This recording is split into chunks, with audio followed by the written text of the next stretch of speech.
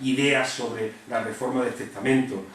Juan Álvarez Guerra sacó un librito que llamó Modo de extinguir la deuda pública. José Álvarez Guerra, y esta es la portada que ahí aparece, unas indicaciones político-militares del Estado de la Nación Española, que curiosamente las escribió sobre todo para su hermano Juan, que en ese momento era ministro del Interior, ¿no? Sin publicarse quedó, y creo que no está publicada, ¿no? Ahí está González Manzanares, que quizá me corrija, el Tratado de Economía Política escrito por el abuelo de Mario Rosso de Luna, por Julián de Luna y de la Peña, que creo que es un libro que está sin publicar todavía y que merecería una publicación exenta.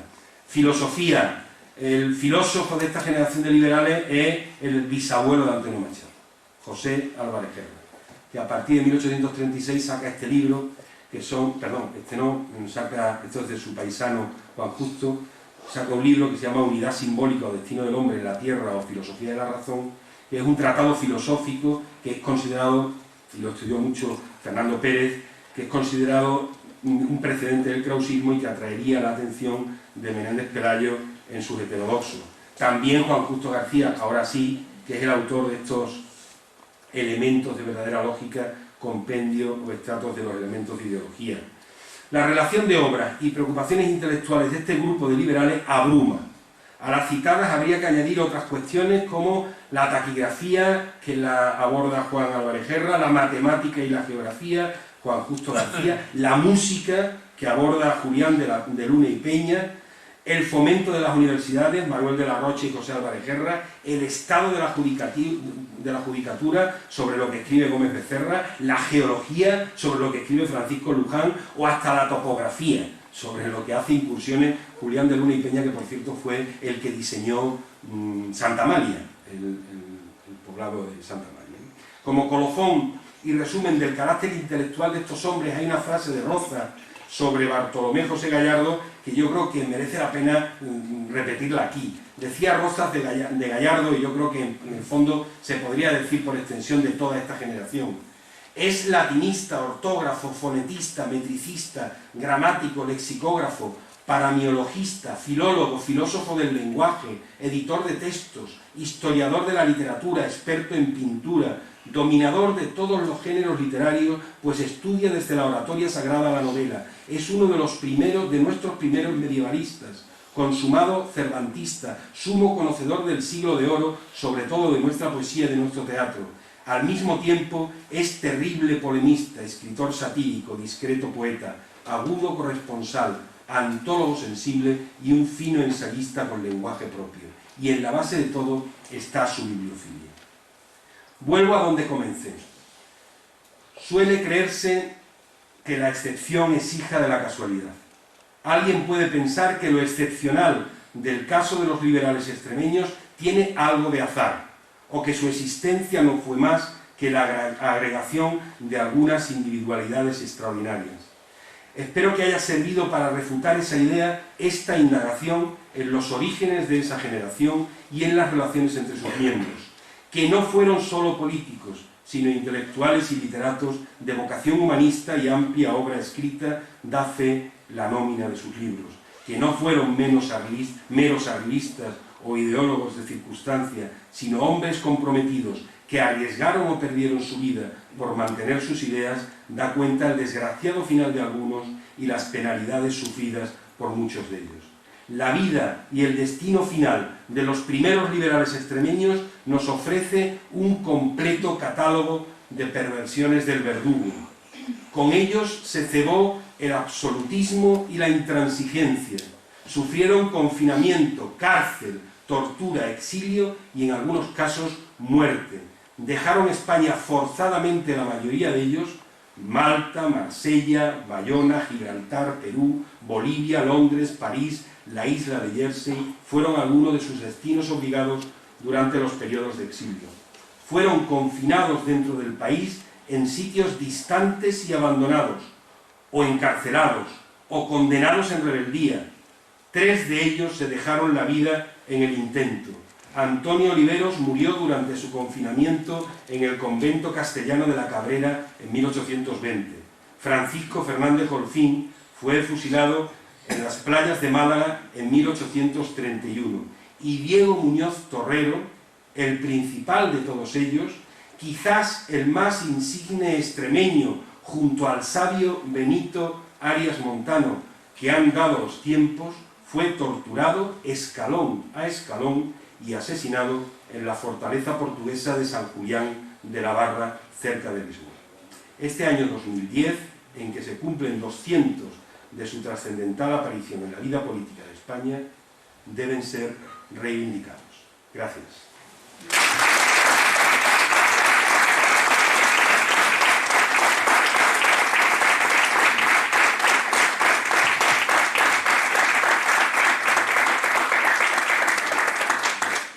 Muchas gracias, José Mari. Decíamos al principio que el título era sugerente, pero yo creo que todo el contenido ha sido absolutamente fantástico y además que nos ha dejado tarea, en el sentido de que era un poco la idea de estas mesas de trabajo. Es decir, plantear nombres, plantear además ideas sobre lo que trabajar. Yo, ahora que vamos a iniciar el debate, querría preguntar un poco sobre esa idea que has dado de que ellos eran un grupo de amigos y de que están en Salamanca. ¿Tienen o tuvieron en algún momento esa sensación de algo extremeño? ¿Lo extremeño estaba en ellos? ¿O cómo lo veían? Hombre, yo creo que sí. Yo creo que en todo momento ellos se sentían hijos de esta tierra. Lo único que ocurre es que ellos tenían una visión bastante universal, ¿no? Y a pesar de que reconocían el origen, yo creo que su papel no es un papel solo de extremeños, es un papel de españoles, porque ellos contribuyeron a crear la nación española contemporánea, ¿no? Por tanto, aunque se sintieran siempre extremeños, y de hecho la mayoría de ellos volvió por Extremadura, ¿no? Pero fueron hombres que tuvieron una trascendencia nacional. Pues empezamos, si os parece, el debate. Sí. En primer término quería felicitarlo por la magnífica labor de investigación que ha hecho sobre el liberalismo inicial, sobre el primitivo liberalismo y sobre los orígenes del propio liberalismo en Salamanca y en Extremadura, que realmente le agradezco porque me ha gustado mucho. Ha comenzado su conferencia pronunciando unas palabras en relación con Muñoz Torrero en la sesión inaugural de las Cortes de Cádiz. El día me parece que fue el 10 de febrero de 1810. 24 de septiembre. Pues son de Benito Pérez Galdós. Porque alguien dijo, concretamente, le aclaro que son de Benito Pérez Galdós. Forman parte de la antología de las Cortes de Cádiz de Rafael Comenge, sí, en el año 9. Sí, pero Comenge dice que son de Galdós. Bien, me agradezco el dato. No, usted tenía el dato, porque si tiene el libro de Comenge... Sí, pero no había reparado en que Comenge citara eso por boca de Galdós. Bueno, luego me ha llamado la atención, porque de las tres figuras cumbres del liberalismo español, y extremeño, por supuesto, pues la primera, como usted muy bien ha señalado, Diego Muñoz Torrero, a nivel simbólico, simplemente, como saben, ¿no? También la validez de las Cortes de Cádiz sabe que, y el gran valor que tienen sentimental, es simbólico realmente, porque las Cortes de Cádiz, pues bueno, eso sería mucho ya. Pero sin embargo, ha pasado sobre aguas y ha despachado con el título ciertamente despectivo de conservadores a las dos figuras cumbres, después de Muñoz Torrero, que es don Juan Donoso Cortés y don Juan Bravo-Molina. Es decir, Donoso Cortés no era un conservador.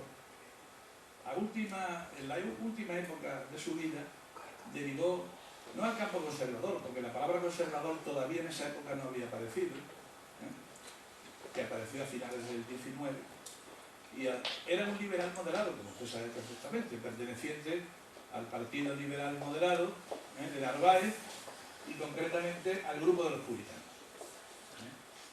Efectivamente, hay desde Donoso Cortés, hay una evolución muy clara, pasa del liberalismo saltado al liberalismo doctrinario y al neocatolicismo o al catolicismo social, en la época última de su vida, influido por la muerte de su hermano Pedro, por la muerte de su mujer, de su hija y de su enfermedad. Usted sabe también que Juan Donoso Cortés ha pasado a la historia como el gran constructor del Estado Liberal Español. Manuel Azaña, refiriéndose a la primera generación de liberales, bueno, primera generación que fueron los 12añistas, esta fue la de los años 30 y 40, la segunda, pues decía que la segunda se distinguió por la enorme pasión que puso en la construcción del Estado Liberal. Pues muy bien, el gran arquitecto del Estado Liberal Español, no lo digo yo, lo dice el maestro Díez del Corral, fue don Juan Donoso Cortés.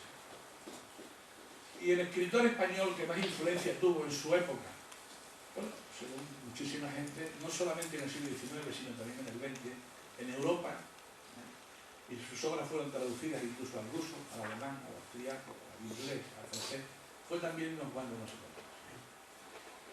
Y don Juan Bravo Murillo ha pasado a la historia como el primer tecnócrata español, como el político más importante junto con el Marqués de la Ensenada, político operativo en la realización, hasta el punto de decirse que Donoso Cortés fue el arquitecto del Estado Liberal Español y don Juan Bravo Murillo, que también fue el mejor abogado de Madrid, tengo que recordarle, pues fue el constructor. Y luego hay también otras figuras importantes. Don Juan Bravo Murillo también era liberal moderado, pero los moderados son también liberales, no solamente los progresistas. Y luego también he echado en falta a la figura cumbre de la literatura de la época romántica especialmente, que era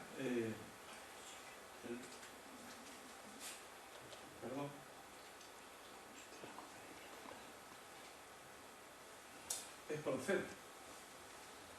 La fama que tuvo Espronceda en su época no la superó nadie en España, nadie. También fue liberal moderado, aparte de un magnífico poeta y de un gran poeta. También me llama la atención que haya olvidado, que haya dejado en el tintero a García Carrasco, que fue ministro de Hacienda con la regencia de María Cristina. García Carrasco era de Cáceres y era el cuñado de Donoso Cortés. Y finalmente, pues hay dos grandes figuras desde mi punto de vista, bueno, desde mi punto de vista y desde muchos puntos de vista, que son don José Moreno Nieto y don Abelardo López Ayala. Abelardo López Ayala fue ministro de Marina del gobierno provisional en el año 68, que se formó después de la Revolución La Gloriosa. Fue también, como usted sabe, presidente del Congreso de los Diputados. Claro, lo que pasa, me perdone, ya son otras épocas. Nosotros nos estábamos circunscribiendo solamente a la etapa. Bueno, pero digamos. En cualquier caso, mi intención no era hacer un repaso completo del liberalismo español ni extremeño, sino yo creo que estaba bien claro en el título, orígenes. Yo estoy hablando de la primera generación. Estoy hablando, no tengo ningún interés desde luego en polemizar sobre este punto porque no, por mi ánimo no hay ningún ánimo ni de exclusión ni nada, sencillamente me he ceñido y lo he dicho claramente, los criterios que he utilizado es haber salido a la actividad política de relevancia, haber nacido en el siglo XVIII, punto uno, y segundo, haber salido a la actividad política de relevancia durante las Cortes de Cádiz del Trienio. Esos son los criterios que he utilizado, pero solo por acotar el periodo de investigación, exclusivamente, no por nada. ¿Qué ocurre? Claro. Hablamos del liberalismo extremeño, estamos hablando de... Sí, pero no hablamos del liberalismo extremeño, hablamos del primer liberalismo extremeño, que es la única, no tengo ningún interés, se lo aseguro. Es más, me interesan mucho todas esas figuras y de hecho estoy trabajando sobre alguna de ellas, pero he utilizado los criterios concretos para acotar, porque si no, claro... Moreno Nieto y Abelardo López Ayala pues quedan fuera del marco, del ámbito de la conferencia. No son primeros liberales. Claro. Me perdona. No son, ni tampoco el resto de los Donoso Cortés o Juan Bravo Murillo entran dentro del concepto de primeros liberales. Usted mismo lo ha dicho, primera generación de liberalismo, no segunda. No, Azaña consideraba a los 12añistas como unos seres especiales, como usted sabe, ¿no? pero la primera generación liberal malasaña es el liberalismo moderado del reinado de Isabel II. Bien, pero yo... Pero ya no es... Yo he fijado otro criterio. Ya no va de Castillo. Vamos, lo que sí debo aclarar es que no tengo ninguna intención ideológica en esta acotación, Claro, se lo aseguro. para nada. Por mi parte me interesa muchísimo eso, pero quería hablar del primer liberalismo, precisamente el liberalismo salmantino. Eso. Muy bien. Isabel. No, yo era solamente por aclarar para que no siga la polémica cuando... No, si no es polémica, quiero decir, aclarar un poco. Cuando tuvimos las reuniones aquí de la sección de la historia de la ciudad de Badajoz, planteamos de alguna manera, pues en este periodo que estamos de conmemoraciones, Claro. Centrarnos en lo que fue el origen exactamente del liberalismo. Miguel Ángel Naranjo pues habló de los diputados del 12 y del trienio. Yo que hablé de la literatura desde el 12 hasta el trienio, yo incluso de 1808, pero bueno, hasta el trienio. Quiero decir que es que todos hemos acotado ahí. No es que José María se haya equivocado, digamos, sino que todos hemos frenado, por decirlo así de una forma cómica, todos nos hemos parado al final del trienio, es simplemente eso. Y Brown Murillo, pues claro, el presidente del gobierno, pero fue en 1852, el otro pronunció su conferencia en el Colegio de Cáceres, Donoso Cortés, 1827, pero ya eso no lo hemos citado ninguno. Es simplemente eso. ¿Alguna otra pregunta, cuestión? Sí, cuando ha hablado de Salamanca, según habla usted de esa universidad que estaba pegada a la iglesia, usted ha hablado de teocentrismo, esa universidad pegada a la Biblia, a la iglesia que tanto había dominado la universidad española durante tantos siglos, y alejada de lo que estaba en la universidad europea, que era la investigación, las nuevas ciencias. Y entonces, según ha dicho usted, fue como la pionera en despegarse de ese teocentrismo que tenía la Universidad Española. Según ha dicho usted, la Universidad de Salamanca pudo ser la pionera. En algunas cosas, por ejemplo, en el hecho de la introducción de la matemática moderna, que hemos dicho que Juan Augusto García tuvo un papel importante, sí tuvo ese papel pionero. El primer curso de Economía Política se da en la Universidad de Salamanca, pero por otro lado la Universidad de Salamanca tenía también una serie de resistencia, tenía un claustro muy potente, y ese claustro estuvo dilatando prácticamente durante el último tercio del siglo la introducción de medidas reformadoras, ¿no? O sea que parcialmente, el papel de pionero lo hizo, pero parcialmente. Hay otras universidades que también llevaron a cabo reformas en este sentido. Miguel Ángel. Sí, María. Sí. Resulta, bueno, en primer lugar, muy innovadora tu conferencia porque profundiza en algo que todavía no estaba muy claro, que es precisamente la entidad de este grupo de liberales iniciales, su origen y demás. Eso no, tú mejor que nadie sabes que no estaba muy claro y es un paso importante adelante. Pero yo te quería preguntar, la gran importancia del grupo salmantino que lo has puesto de relevancia y de gente que mayoritariamente eran de Badajoz. Te quiero decir, es que lo hablaba con... Pues, y lo lógico hubiese sido que hubiesen ido hacia Sevilla o quizá al centralismo, a Madrid, ¿no? Y sin embargo, es muy relevante. Sí. ¿Tienes tú alguna idea de por qué? Mira, el único caso que recuerdo ahora mismo a bote pronto, habrá más, ¿no? Pero aunque hay algunos que no tengo claro dónde estudiaron, porque ahí falta también alguna investigación. Por ejemplo, a Rodríguez Ledesma no tengo claro dónde estudió, ¿no? Pero los únicos que me salen como estudiantes en la Universidad de Sevilla son los dos emeritenses, los dos hermanos Calatrava. Son los únicos que me salen estudiando. El resto, hombre, sí es verdad, la mayoría son de Badajoz, pero también hay muchos cacereños, ¿no? Yo creo que en esa época, la verdad es que no conozco mucho la historia de la universidad en esa época, pero creo que Salamanca seguía teniendo su marchamo, ¿no? Y la mayor parte de los estudiantes pues iban tirados más hacia el norte que hacia el sur. Pero sí es significativo, ¿no? Y que buena parte de ellos sean a pesar de ser buena parte de ellos de la provincia de Badajoz. Cuando ha hablado de las reuniones que tenían en Salamanca este grupo de liberales ha hablado de Alegría Clemente. Sí. Yo soy Alegría de apellido y soy descendiente directo de ese personaje. Ah, sí. Sí.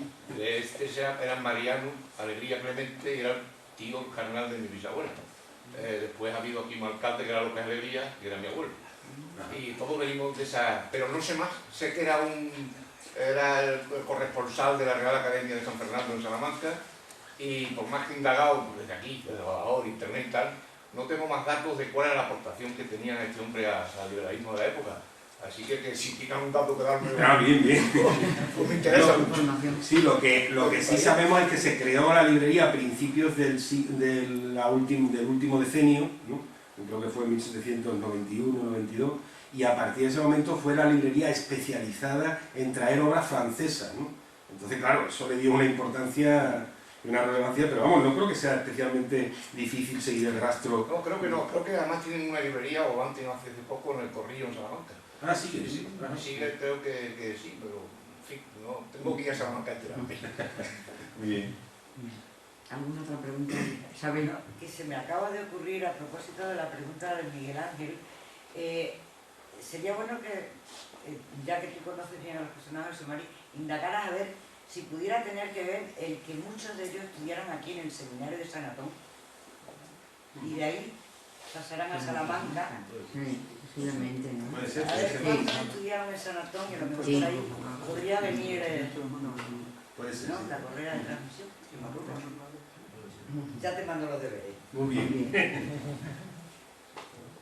José María, yo quería hacerte una pregunta. Has hablado de la importancia del conjunto de personajes que se dan cita en ese periodo y que incluso has comentado como uno de los periodos más relevantes cultural, históricamente, políticamente de Extremadura.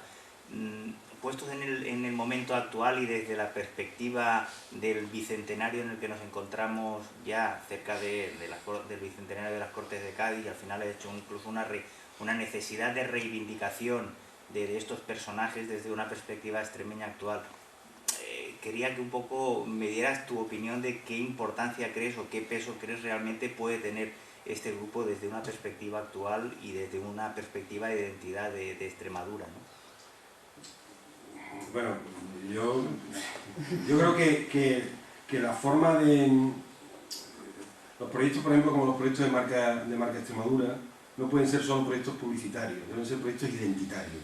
Deben recuperar parte de la identidad de un pueblo para que nos reconozcamos en ella y para que a partir de ahí nos enorgullezcamos de lo que hemos sido y de lo que somos, ¿no? Entonces, yo creo que la reivindicación de los liberales del 19 como la reivindicación de los humanistas del 16, esos son proyectos también marca Extremadura. Son proyectos que deberíamos intentar en una región como la nuestra, en la que normalmente cuando hemos mirado para atrás hemos tendido a pensar que todo lo anterior ha estado mal, que ha estado...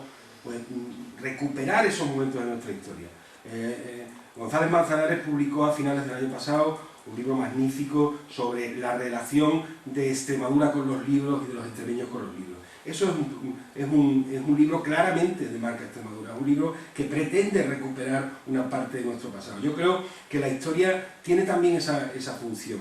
A veces tenemos demasiado estereotipo incluso en lo negativo. Entonces pensamos que no hemos hecho nada, que la gente que estuvo aquí no hizo nada. Y yo creo que esto es una buena oportunidad para enorgullecernos de dónde estamos, no solo de las realidades actuales, sino también de nuestra contribución a lo que ha sido la creación de la nación española. Sí, José María, yo quería primero darte las gracias y felicitarte por la conferencia que hemos escuchado, y luego preguntarte por lo que me une, el paisanaje. Yo soy de Almendral y hay un personaje que trabajó directamente con José María de Calatrava que se llamaba José María Domenech y Andrade. Creo que fue ministro del Tribunal Supremo, le cogió el levantamiento del pueblo madrileño allí en Madrid y según tengo entendido, aunque tenemos discrepancias Javier Bodas y yo, creo que fue el que trajo el bando del alcalde de Móstoles a Badajoz. Una vez en Badajoz creo que el mariscal Soult le propuso ser regidor de Badajoz, pero él no aceptó, se tuvo que ir a Portugal. No sé si esa figura, ese personaje... Sí, pero hombre, lo del bando normalmente se suele atribuir a Esteban Fernández de León, ¿no? Como inspirador del bando, que ha escrito hace poco un libro... Y hubo una charla dentro de la jornada, ¿no? Que lo hizo Felipe Gutiérrez. Felipe Gutiérrez presentó aquí... Yo no digo que fuera el inspirador, sino que fue el que lo trajo a Badajoz. Eso, el Gómez. Sí, Gómez. Ahí me pilla. Eso en algún periódico, ya te lo diré cuál es porque lo tengo, en algún periódico extremeño vino una vez una reseña bastante grande, una semblanza bastante grande de este personaje. Su padre fue Pedro Domenech Amaya, que fue médico de cámara del rey Carlos IV, y sus huesos están allí. En Almendral hay un panteón de toda esta familia Domenech, que fueron una familia de liberales que casualmente se cambiaron el apellido en la época de francesa. La CH la quedaron en una C. Los Domenech, Andrade y Domenech Amaya, de Almendral. Parientes, coetáneos de José II Flores, que es otro personaje. No, pues no te puedo aportar nada de... Hombre, yo ahora con la creación de Gonzalo Manzanares, pero bueno, sí, ¿sabes? No, yo lo que sí, Jesús Rincón Jiménez atribuye a Domenech y Andrada el hecho de que desde el diario de Badajoz, que él se fundó en el mismo agosto de 1808, que fuera Domenech y Andrada quien alentó al pueblo de Badajoz a mantener esa especie de guerra total que se propusieron y no sé qué, y lo dice Jesús Rincón Jiménez, se lo atribuye, pero desde el periódico del diario de Badajoz. No recuerdo yo que hablen lo de traer ahí, si vosotros discutís, vosotros sabréis, pero sí te puedo decir eso, que él fue con Juan Álvarez Guerra y Fernández Sardinó, los tres que formaron el grupo inicial del diario de Badajoz. Entonces, él sí alentó mucho la sublevación y demás, y le dice Jesús Rincón Jiménez en periódicos y periodistas en la guerra de la independencia, pero ya lo de traerse... En esta discusión, que no es tan discusión, yo digo que el papel, digamos, quien lo recibe de manos de Fernández de León y de Pérez Villamil, son los que lo escriben, es un criado que va y muere en Mirabete, o sea, luego ya de Mirabete, pero yo no sé quién lo escribe. Yo no sé si es el diario de Badajoz o otro diario, pero yo sí lo tengo. De hecho, yo a Fernández de León no lo he incluido en mi trabajo porque, primero, su relevancia política es muy escasa, sí, formó parte del Consejo de Regencia, pero prácticamente durante 4 días, o sea, sí, ¿no? Y segundo, yo no creo que él fuera un liberal, yo creo que fue un ilustrado, fue un ilustrado más que un liberal. Y por eso nunca lo he incluido, aunque ¿te acuerdas, Miguel Ángel, que en la elaboración del libro aparece a veces, y de hecho creo que le hemos dedicado una de las reseñas biográficas, creo recordar que se le dedicó, pero tengo mis dudas para incluirlo como liberal Bueno, si no hay ninguna otra pregunta, quiero aprovechar... Joaquín, perdón. En el último cuadro que has puesto como colofón, ahí has citado como personaje que están fusilando a Fernández Golfín, pero yo creo que es más importante la figura de Calatrava, que también está ahí metida. Lo que no sé cuál es. ¿Calatrava? No, hombre, ¿quién es? Ahí hay un famoso liberal que se quita el... Al que están poniendo la venta es Fernández Golfín. Pero también hay otro extremeño. No, creo que extremeño no hay ninguno más de político. Yo creo que el único extremeño es Fernández Golfín, que efectivamente es el más mayor, que es el que tiene la venda encima, que por cierto, Carmen Fernández Daza me dijo hace un par de meses, porque el único retrato que se tiene de él es este, pero parece ser que ha aparecido un retrato en una publicación del norte de Cáceres del principio del siglo XX, un retrato distinto, pero yo creo que es el único extremeño de ese grupo, ¿eh? Yo no tengo conocimiento de que hubiera alguno más.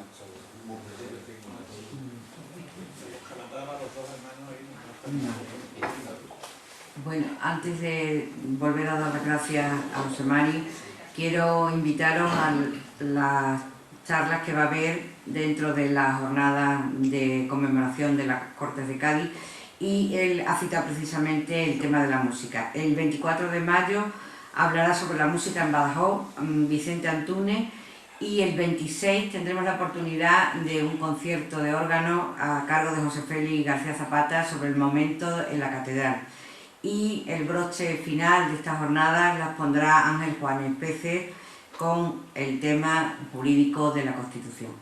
Muchas gracias, José María. Muchas gracias.